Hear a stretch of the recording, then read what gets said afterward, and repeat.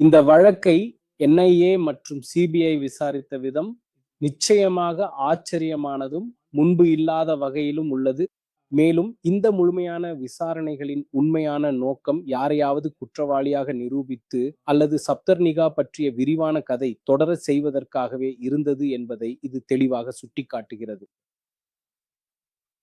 அதாவது சுருக்கமாக சொன்னால், இந்த முழுமையான கதையை உருவாக்குவதற்கு பின்னால் சோனியா காந்தி தலைமையிலான காங்கிரஸ் கட்சி, குறிப்பாக அதன் முக்கிய மற்றும் சக்தி வாய்ந்த அமைச்சர்களான பி. சிதம்பரம் மற்றும் அவரின் கீழ் செயல்படும் விசாரணை அமைப்புகள் மிக தீவிரமாக இருந்தன என்று தெளிவாக சொல்லலாம்.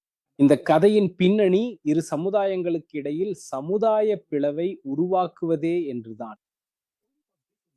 மற்ற எல்லா ஊழல்கள், நிதி மோசடிகள் அனைத்தையும் பக்கத்தில் வைக்கவும் இதற்காக மட்டுமே அவர்கள் இதை செய்தனர். ஆனால் அந்த காலகட்டத்தில் இருந்த காங்கிரசின் இந்த குறிப்பிட்ட சதி எனக்கு தோன்றும் ஒருபோதும் மன்னிக்க முடியாதது. இதுதான் என் முழு விளக்கம். இதை பற்றி நான் ஆய்வு செய்துள்ளேன், விரிவாக எழுதியுள்ளேன். இஷ்ரத் ஜஹான் வழக்கை பற்றி தனியாகவும் எழுதியுள்ளேன்.